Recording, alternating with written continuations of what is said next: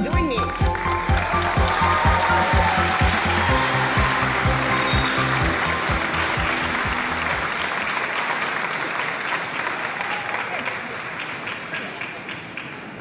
right.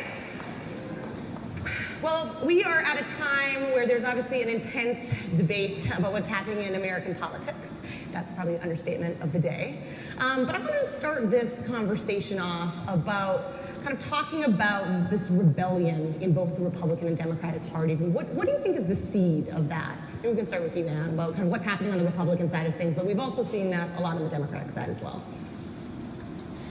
I assume it's the same on the Democrat side. I think more about the Republican Party, my party, and it's been ignoring the voters. I mean, the idea of political parties is we have basically a two-party system. If you want to have an influence, you belong to Democrats or Republicans, and the deal usually is, okay, this means a lot to you, it doesn't mean much to me, so I'll go along with you on that, and then you give me this.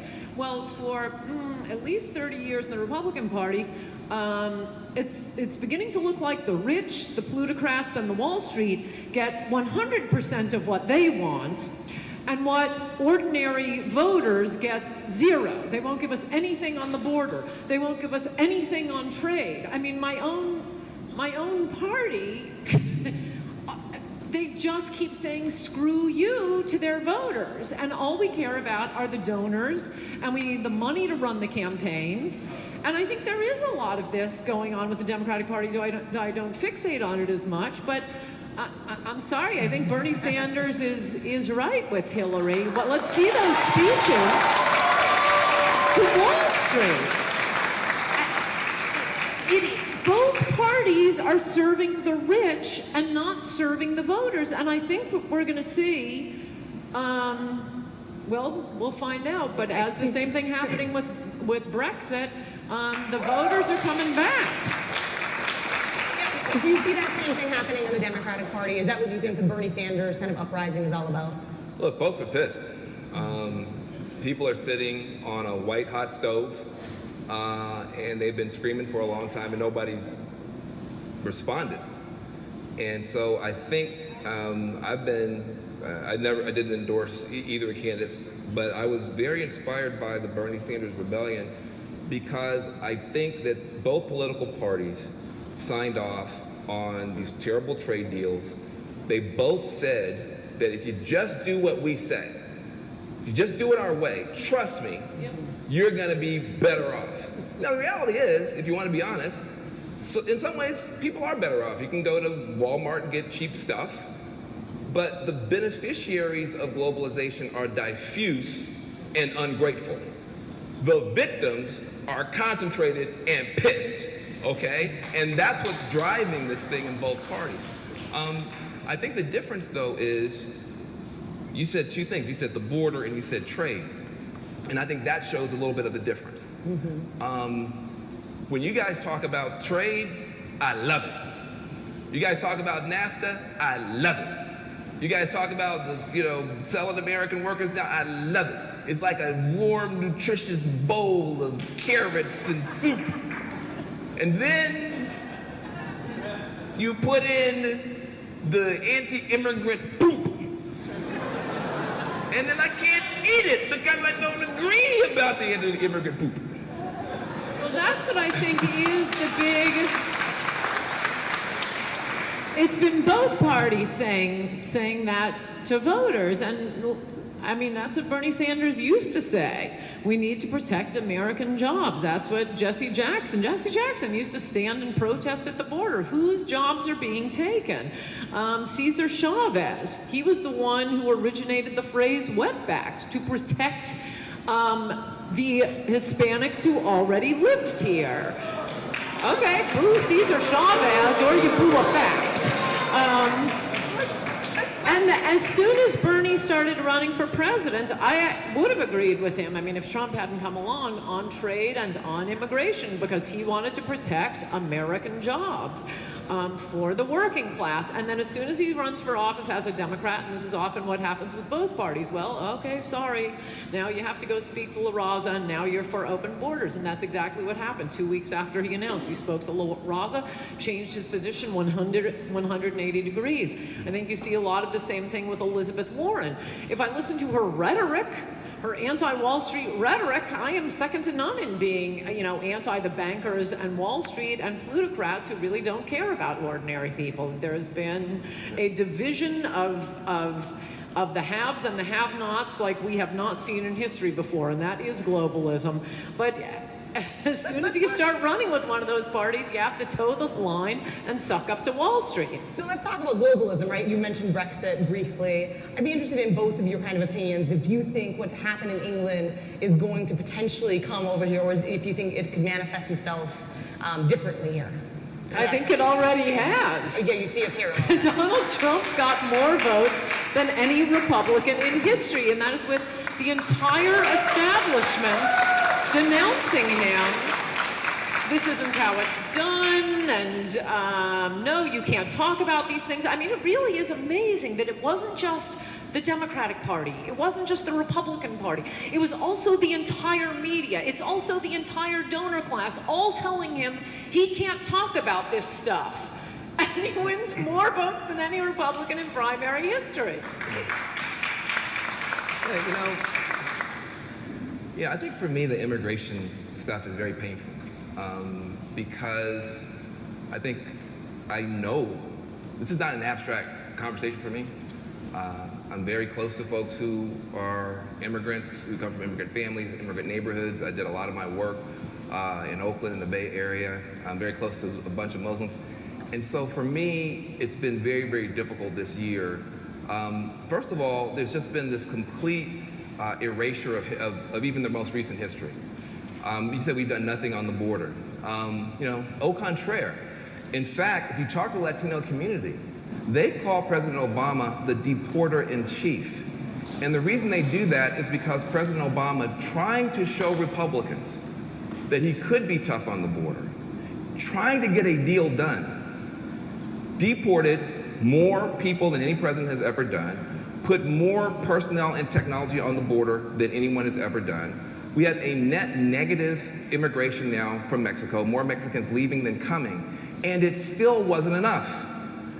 The reason that the president then turns around and says, well, I use executive action to go against my own base, outrage my own base, destroy families in my own base, trying to show you that we could cut a deal.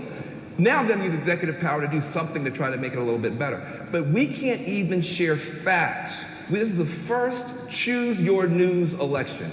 You pick your filter gives you your facts, and we can't even agree on the basics. It is not true that we have an open border. It is not true the president hasn't done anything. The problem is he got left at the altar when he did.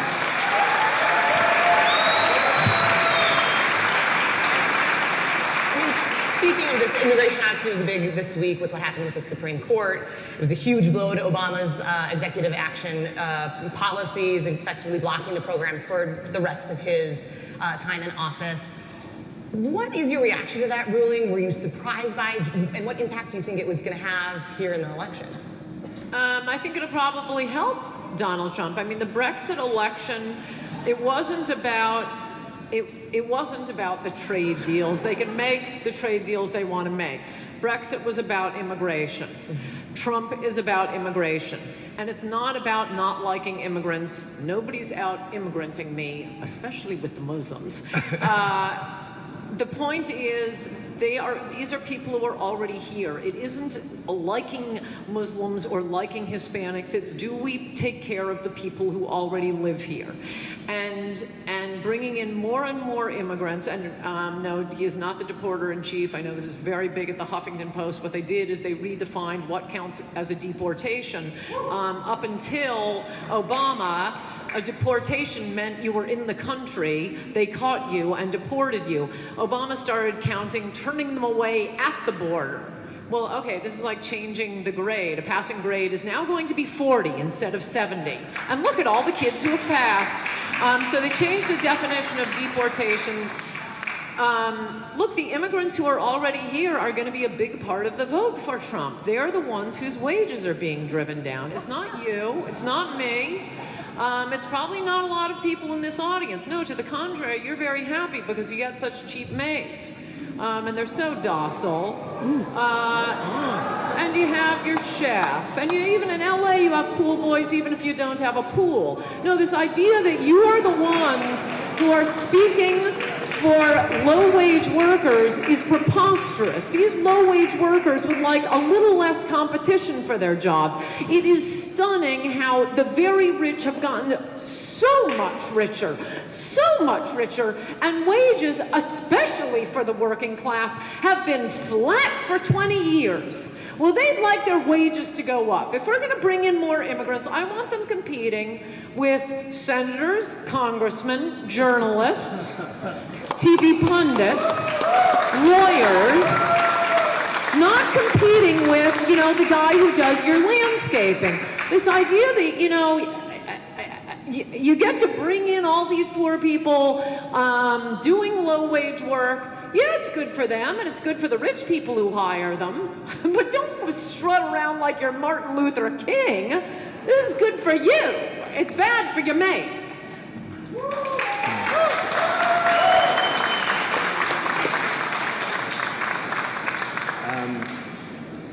So the facts. I'll just try to hang out with the facts.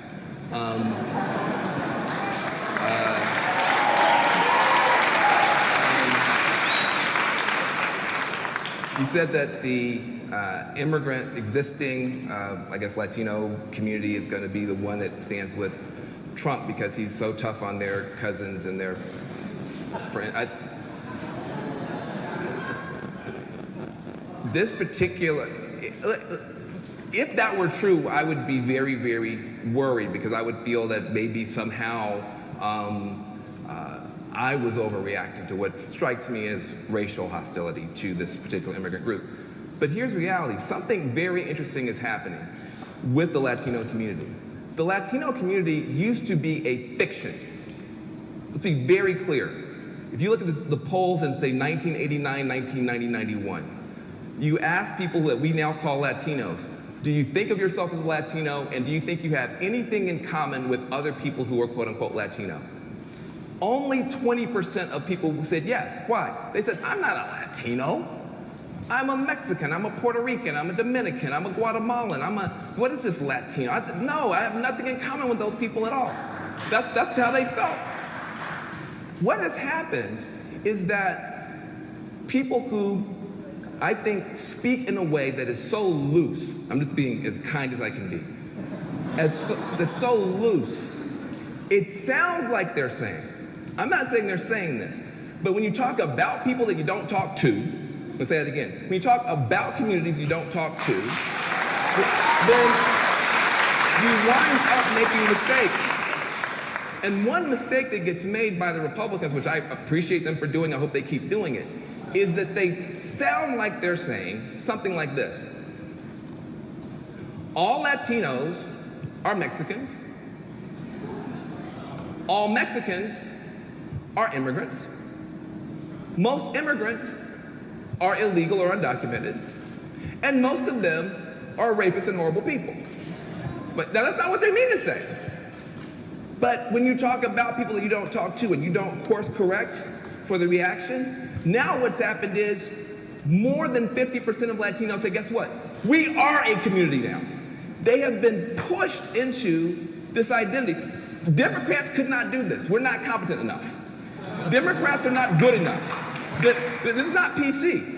We tried with the PC thing to utterly fail. They had nothing to do with it. But what happened is this level of antipathy and tone deafness has created now a massive political constituency. You say the immigrants are going to come his way. Right now, the Cubans, not far leftist as a community, the Cubans are 82% against Trump. The Cubans. The Mexicans are 91% against Trump. Either all of them are mishearing you, or somebody is saying something horribly offensive and you're creating the thing that you actually don't want to create.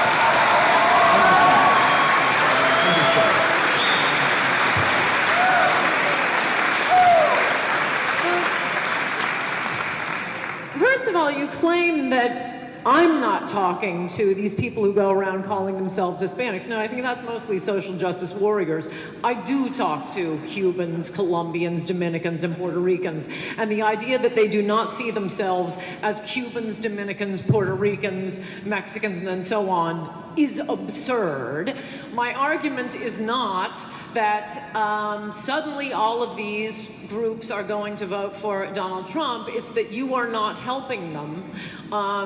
You claim you're speaking for them, but in fact, you're speaking for yourself as the overlord of the more and more cheap labor coming in. The vote isn't going to go, I think, Donald Trump will get the same percentage of the Hispanic vote that, oh, that's right, every Republican always gets. It's 30%. It doesn't matter if you're George Bush, John McCain, Mitt Romney, Jan Brewer, it's about 30%. Now you'll have all of the people who don't think of themselves as Colombians, Mexicans, Cubans, but Hispanics, La Raza founded by white people, by the way, with money from the Ford Foundation.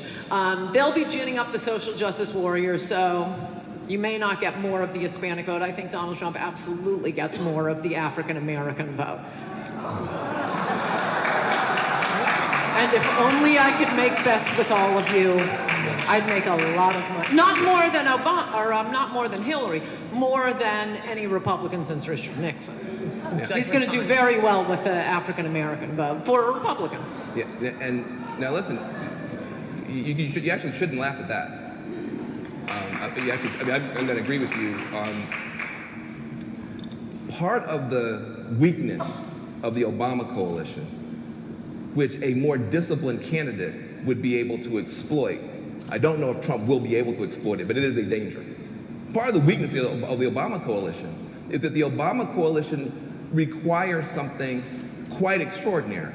It requires that half of every black voter vote for the Democrats. Oh no, I'm sorry, not half. 60%. Oh no, I'm sorry, not 60%. Oh, I'm sorry. 80, oh no. 90, oh no. 90 to 92% of the African Americans who go to vote have to vote for Democrats to win. Now, that is an extraordinary requirement. In other words, if you have 20 African Americans in a room and 3 of them decide to vote for Trump, the Democrats are in deep trouble. Now, I would say that if you're African American, you have a very good reason to continue voting this way. But if you are a disciplined Republican candidate, and I don't think you have one, but if you had a disciplined Republican candidate, they could make an argument. And at some point, one of them will. And the taking for granted of the black vote, which has gone on for way too long in the Democratic Party, that will at some point, if something is not done, come back to bite somebody in the butt. I just don't think that Donald Trump has his teeth in. Let's kind of build off of what you guys have been talking about. You called it loose language, politically incorrect. You recently said on CNBC that you like that Donald Trump is politically incorrect. Do you ever worry that at some point that politically incorrectness offends enough people or will alienate, people that he will need to win?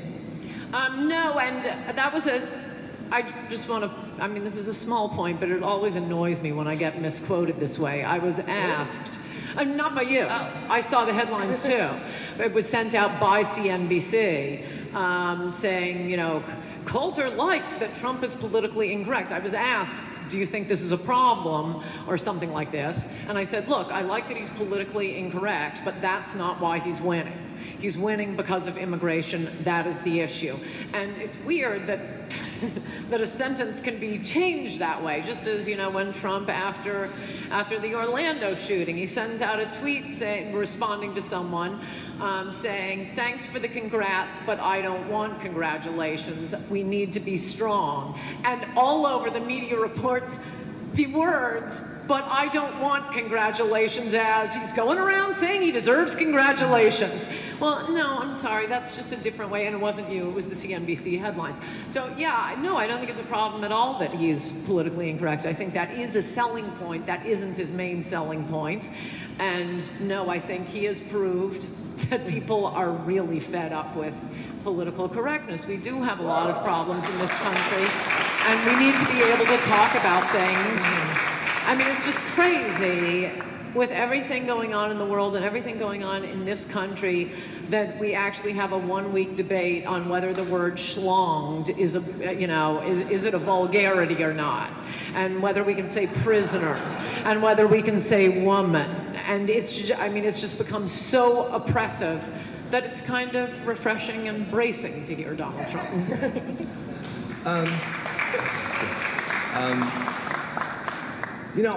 I don't understand the whole politically correct objection. When I say I don't understand it, I literally don't.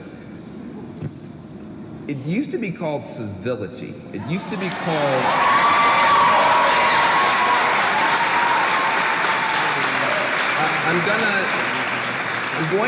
I'm going to try to speak in a way that I can be heard and listen in a way that you can speak, and it was called civility, and it's the price of civilization.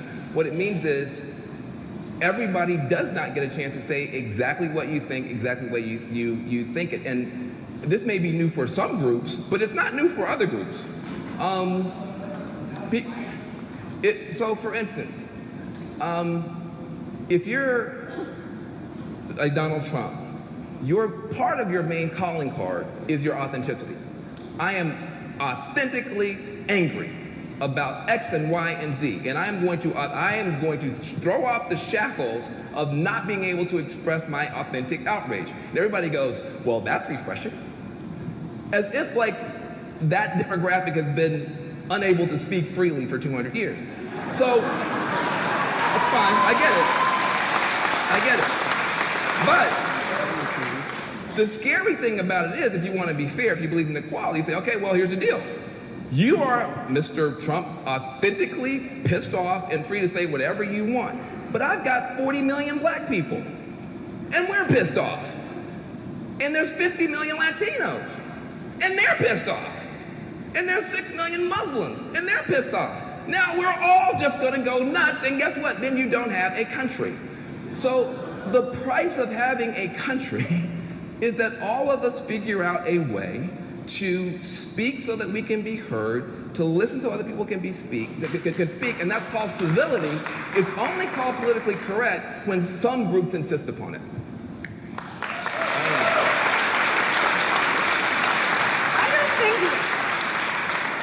I mean, the discourse, if anything, has gotten, I think, a lot less civil. You say it's just civility, political correctness. No, they're little Nazi block watchers. It's a way for boring people to feel a sense of nobility by correcting other people's language. I mean, seriously, prisoner, woman, we've gone from, and incidentally,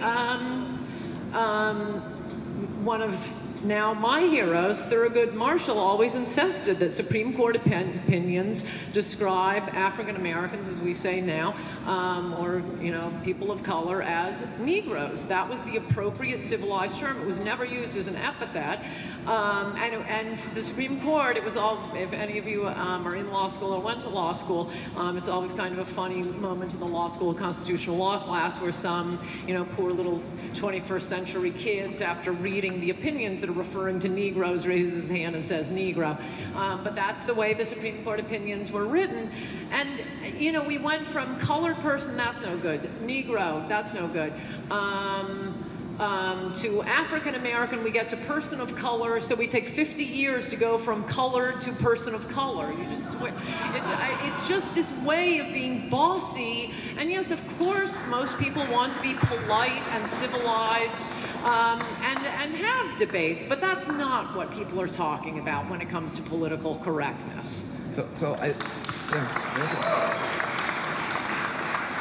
I mean, look, here's where I agree with you, here's where I don't agree with you. I agree with you that some of this stuff can be annoying as F. I mean, it can be that way. And it can, especially I think on some of the campuses, you have gotten to a point where they actually don't want speakers to come on campus if they don't agree. Now, I think that's wrong-headed.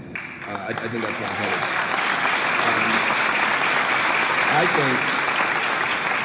I think it's much better for you to go to a campus one semester and me to come the next semester, and for the students to have to deal with both of us, than for me to be shut out or for you to be shut out. So I think it's much stronger on the left, this idea of, shut them down, don't let them speak. I think that's wrong-head. I think it's dangerous. So I'm against that. I also agree with you that there is sometimes this air of superiority and this kind of, gotcha kind of a thing. And you almost have people, it's like they're rushing to be the first person to use the term intersectionality in the conversation. And I think that's other than constructive. But I get where they're coming from. And I think that it is incredibly difficult, I think, sometimes for people to remember. If you say the word American, still in this country, there's an image that comes up. And if you don't look like that, and you don't talk like that, and you don't love like that, you don't feel like you fit in here, even if you've been here for generations. And so, people trying to figure out how they can sit at this table, I think deserve a little bit more empathy than I often see the right wing give them.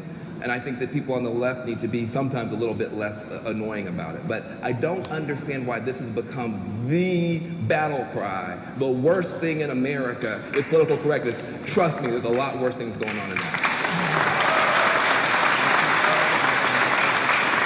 Well, it wasn't. That's why I was clarifying. That is not Donald Trump's main selling point, so we can move on from that. All right, well, let's talk. We talked a lot about Donald Trump. Let's talk about the Democratic side, Hillary Clinton. Do you think that she's going to be able to capitalize on these kind of incendiary kind of comments that Trump sometimes make? And how also, I guess, as a reporter, we look at this. How does she or can she get some of these Bernie supporters and the Black Lives Matter supporters that have been so frustrated and have felt like they are not a part of this coalition? Do you have an answer? Oh, wow. This has really, really been a heartbreaking thing. If you're a Democrat and you want to stop Trump and you're watching this go on, I don't think the folks in the kind of Hillary Clinton camp get it yet. I don't think that they understand. They don't have a lot of time left to get it. And we got a convention coming up. I've seen Hillary Clinton actually, in her own way, try to reach out to the Bernie voters, but she does it in a way that they're literally reaching past each other. So for instance, Hillary has greatly moved. She is out there talking about we need to expand Social Security. She's talking about all these issues, which are frankly Bernie's issues. In her mind, as a policy wonk, that is a massive, that is like sending roses and flowers and chocolate candy and a guy with a violin. I mean, she's like, this is some love I'm sending. And the Bernie people are like, meh. Meh. I mean, they're just not moved. They're not impressed. They don't care. Because Bernie's people are not policy people, they're process people. They want a fair process. They want the money out of the process. They want the umpires to be fair. They don't want the DNC chair picking sides. They want a fair process. And so, when you send me your roses and your chocolate, and I'm allergic to roses, I don't care about chocolate, what I really want is an apology. It's hard to make that date work.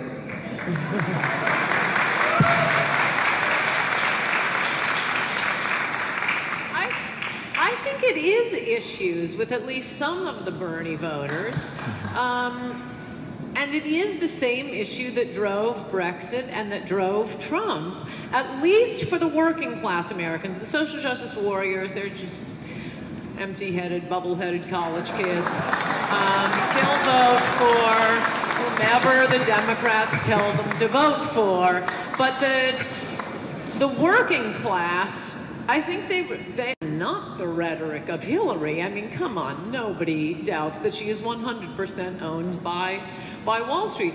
I mean, consider the fact that Donald Trump is as far as the first presidential candidate, and to raise it and talk about it in debates, that he wants to end the tax break hedge fund managers get.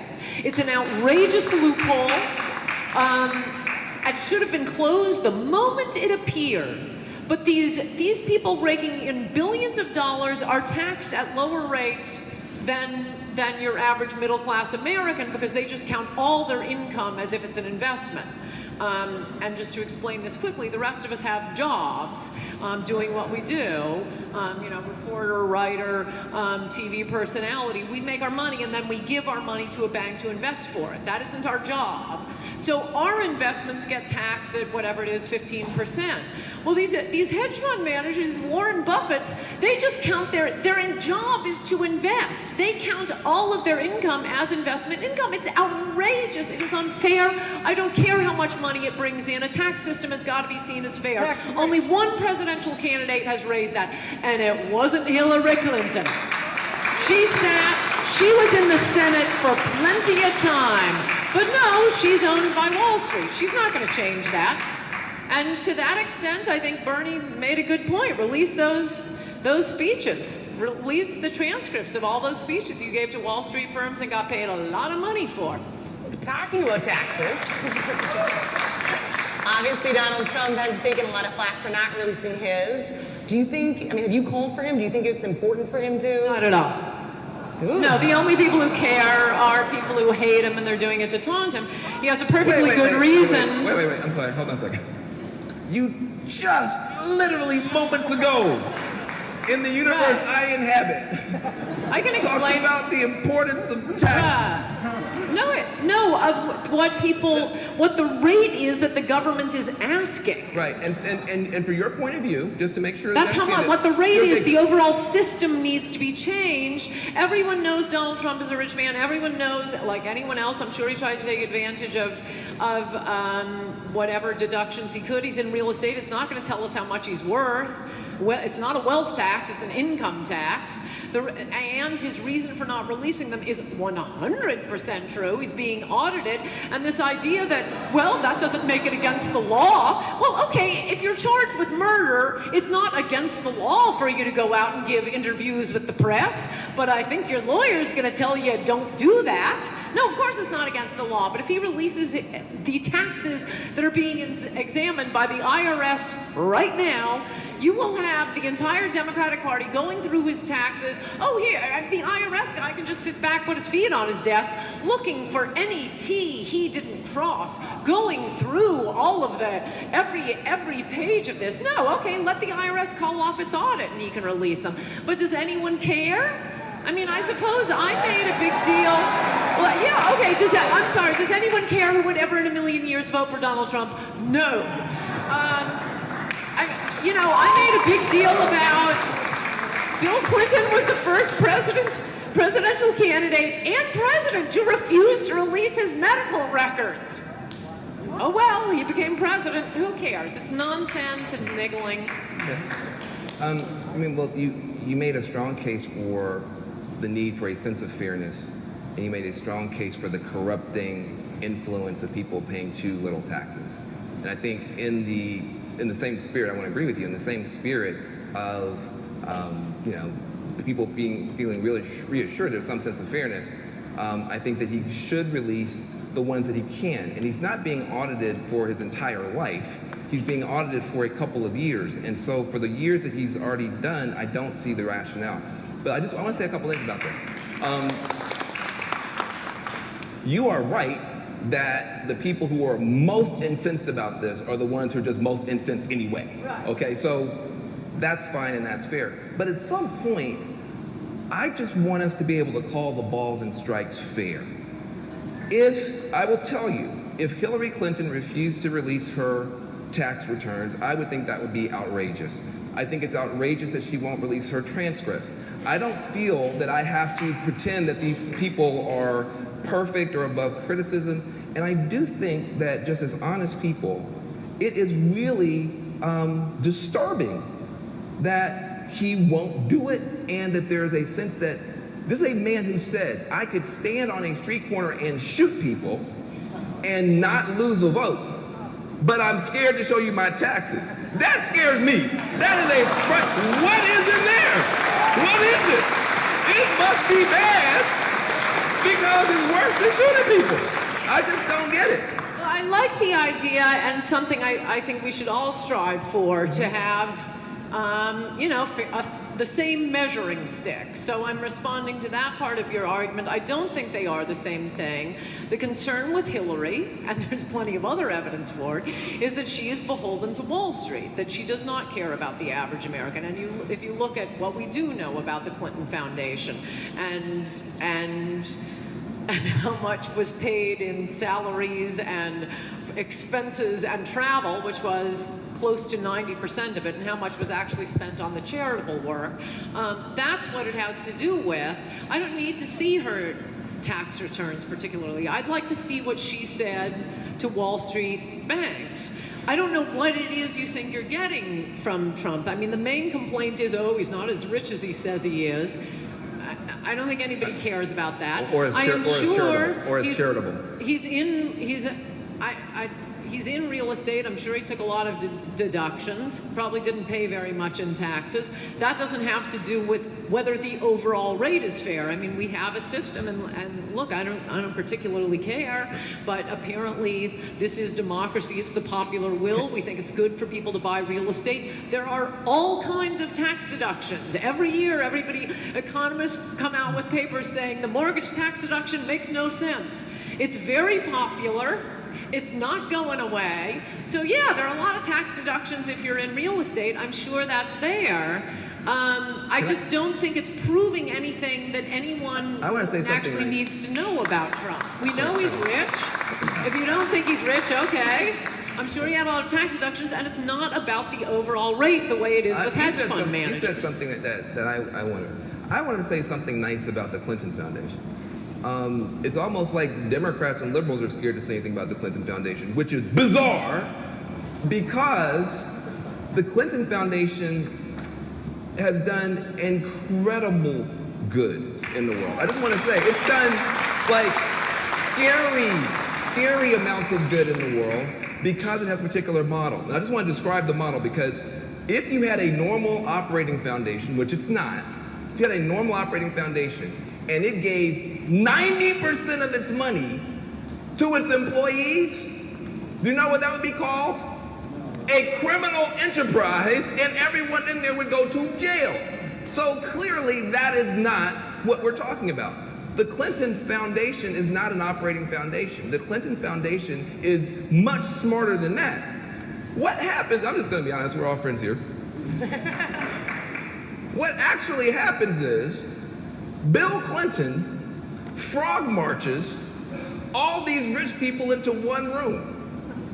And he stands up on the stage, and they think something good is going to happen to them. And while they're standing there, he drags some poor group that's helping, like, dying girls in, Kenya someplace. And he says, you are going to give this group $1 gazillion.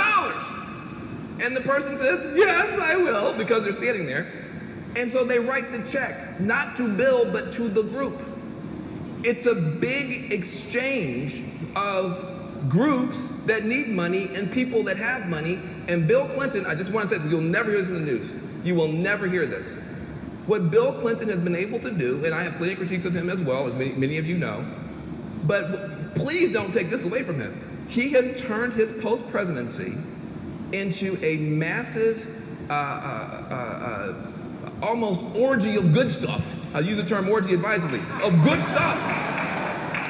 And if you've ever been to the Clinton Foundation, it's one of the most moving, amazing things that you've ever seen, to see these groups come from around the world and finally get some help from Americans. And I think we should be very proud of the Clinton Foundation. I'm tired of them getting kicked around for it. Kicked around for other stuff, but not that. Well, we are going to get the hook here in a few minutes, and we've had a lot of difference of opinions, some coming together on a few things.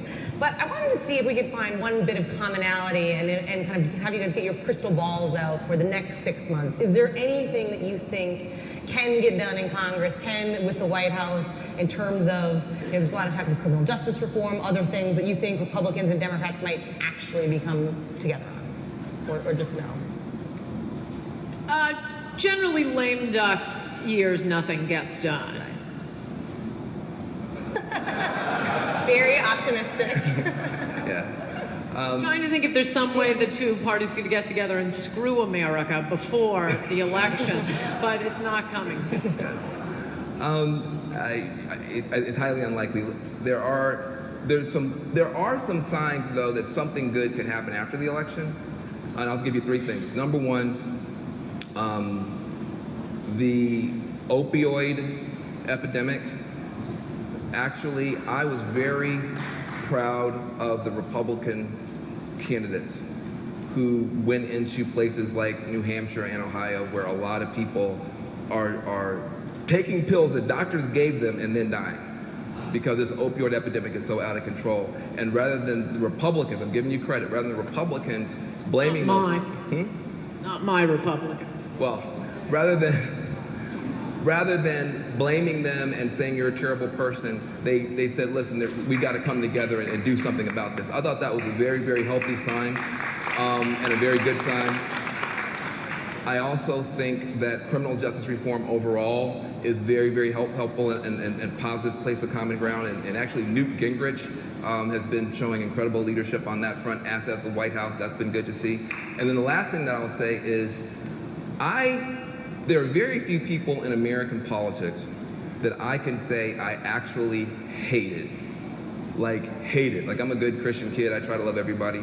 But there was one person, and it was Paul Ryan. And the reason I hated We agree!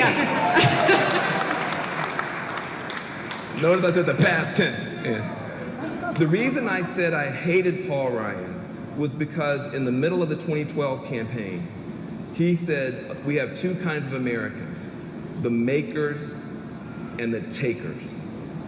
And he divided the country. So if you're a disabled veteran, you're a taker. If you're a single mom who has to have food stamps to feed your kid, you're a taker. And I said, somebody who says something like that should be disqualified from ever being near the White House. And I wrote his quote on a Post-it, and I put it on my laptop. And whenever I got tired in 2012, I'd read that and I'd get a burst of energy.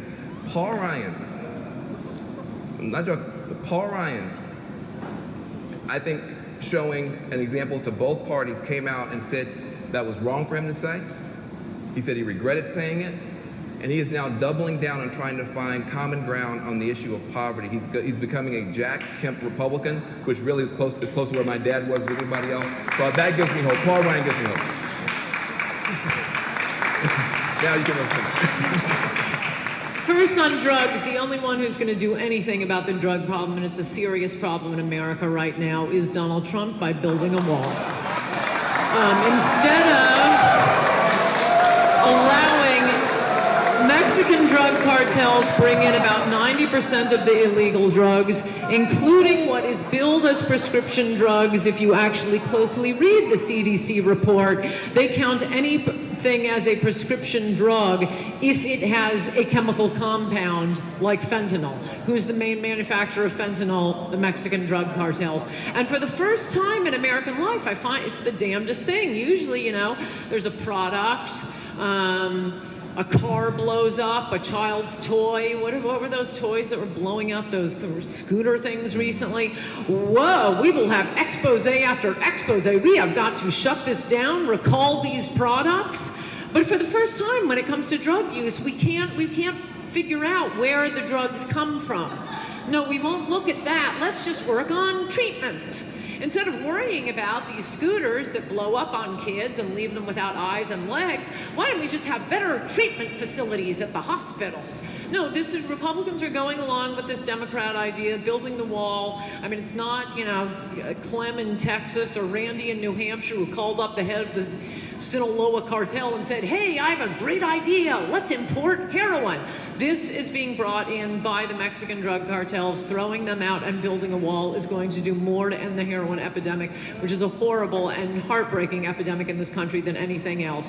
As for criminal justice, well, what you're talking about with Paul Ryan and criminal justice, I mean, I think it's parallel to the immigration issue. You say you're speaking for the black community in this case, but no, I don't think that's helping to have criminals in black communities. Look at what happened in New York City from, 40 years of mostly Democrats, not all Democrats, but no change in criminal law, and the number of especially young black men being killed in New York City every day, to finally law and order, Rudy Giuliani coming in, to the point that the head of the Baptist Abyssinian Church, is calling Giuliani, I forget what it was, some biblical figure. He came along, we were being overrun. He saved our community. The number of, I don't know the number off the top of my head, but it was, thousands to hundreds of not just New Yorkers, but black New Yorkers, and especially young black male New Yorkers being murdered. So I think this is a huge mistake. I thought that was the one thing this government can rarely, it can screw things up, it can rarely do things that have a positive effect. The change in criminal law, particularly brought about by Rudy Giuliani, I thought it was so unquestionable, so magnificent, making parts of the city livable that were never livable before. All these young hipsters in Brooklyn, do they have any idea you couldn't move into Brooklyn until Rudy Giuliani? It opens up cities, and that's what Republicans are being praised by Van Jones for signing on with Democrats. Let's roll all that back and wreck the country again. Out of respect to the conference holders, I won't say much, but what I will say is that what you described as some sort of a heaven for many, many people was a hell, and that African Americans who do not use drugs any more than the white community to have been put in prison 50% more, twice as much, 6 times the rate in prison. I went to Yale Law School. Those kids did more drugs than anybody in any housing project. They didn't go to jail. They didn't go to jail. The kids in the housing project went to jail. And that's wrong. I'm done. All right. Well, we didn't really find some commonality in the end, but it was a very good debate, Van Jones. And I really want to thank you very much for this. And thank you all. Have a great rest of the time.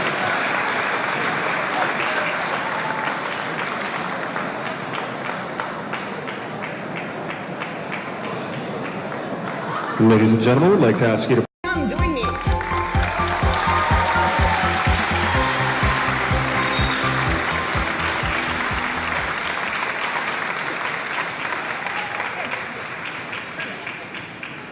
All right. Well, we are at a time where there's obviously an intense debate about what's happening in American politics. That's probably an understatement of the day. But I wanted to start this conversation off about kind of talking about this rebellion in both the Republican and Democratic parties, and what do you think is the seed of that? Maybe we can start with you, Ann, about kind of what's happening on the Republican side of things, but we've also seen that a lot on the Democratic side as well. I assume it's the same on the Democrat side. I think more about the Republican Party, my party, and it's been ignoring the voters. The idea of political parties is we have basically a two-party system. If you want to have an influence, you belong to Democrats or Republicans, and the deal usually is, okay, this means a lot to you, it doesn't mean much to me, so I'll go along with you on that, and then you give me this. Well, for at least 30 years in the Republican Party, it's beginning to look like the rich, the plutocrats, and the Wall Street get 100% of what they want, and what ordinary voters get 0. They won't give us anything on the border. They won't give us anything on trade. I mean, my own party, they just keep saying screw you to their voters, and all we care. Okay, and that's what's driving this thing in both parties. I think the difference, though, is you said two things. You said the border and you said trade, and I think that shows a little bit of the difference. When you guys talk about trade, I love it. You guys talk about NAFTA, I love it. You guys talk about selling American workers down, I love it. It's like a warm, nutritious bowl of carrots and soup. And then you put in the anti-immigrant poop. And then I can't eat it because I don't agree about the anti-immigrant poop. that's what I think is the big. It's been both parties saying that to voters, and I mean that's what Bernie Sanders used to say. We need to protect American jobs. That's what Jesse Jackson used to stand and protest at the border. Whose jobs are being taken?